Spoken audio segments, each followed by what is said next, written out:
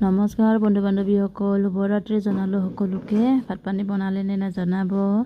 আজি আমি পিছে ভাত নেখাওঁ, ৰুটি একে খাম আৰু গৰম ভাত পানী বনাই থাকিলেও একেই, ৰুটি বনালেও একেই।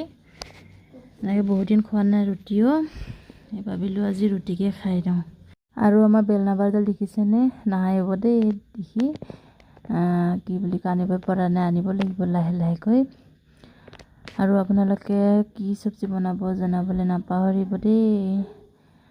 আৰু গৰম কেনেকুৱা পৰিছে আপোনালোকৰ ফালে।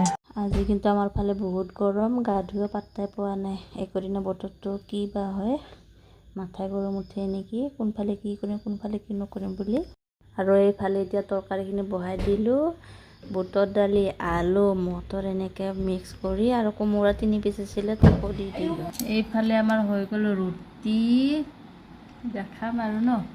বেলেগ পিঁয়াজ কাটি লৈছোঁ, আজি বেলেগ একো নাই, অকলে বুটৰ দালি, মটৰ এনেকৈ মিক্স আলু চালু দি।